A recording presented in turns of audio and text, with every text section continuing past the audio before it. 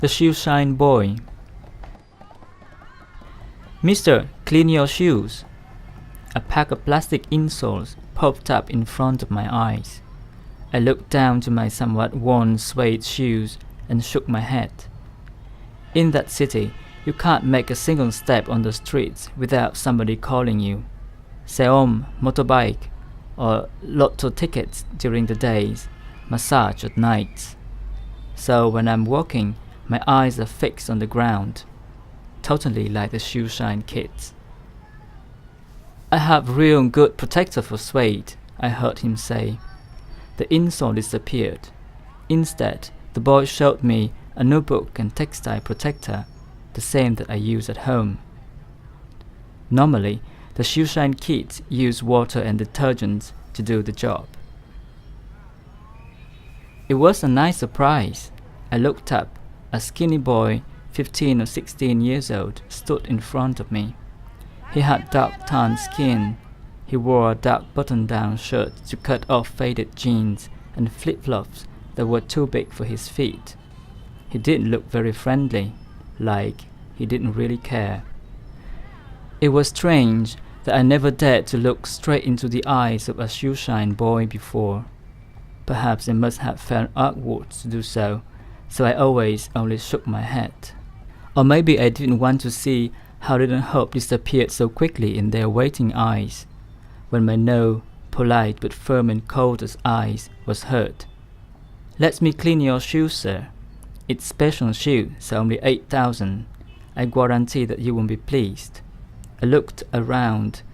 I was wondering how many no's he heard that day, that week, that month, that year. It was almost the end of the year indeed.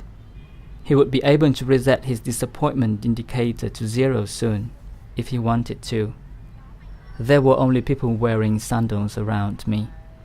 "How many shoes did you have today?" I asked. "You won't be the first, sir. I just went out walking in the afternoon." "Okay," I said, "but you have to follow my instructions.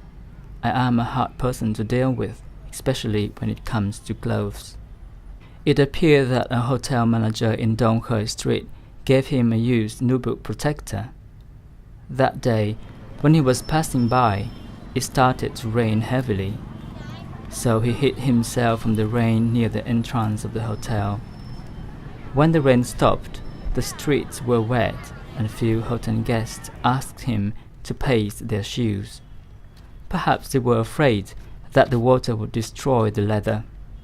When he was about to apply some water with detergent onto a pair of suede shoes, the manager stopped him, gave him a special protector, and told him how to use it. He never saw such expensive shoes before.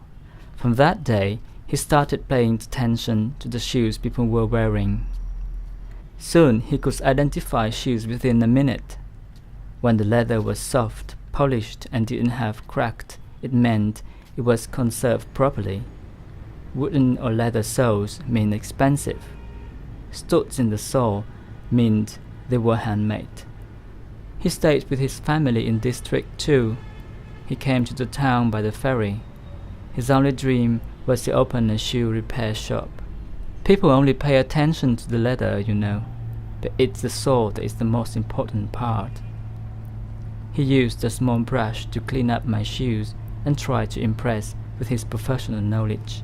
When I asked him how long he had shone shoes, if he went to school, and whether he was afraid that somebody from school would notice him on the street, he refused to answer, asking why I would bother.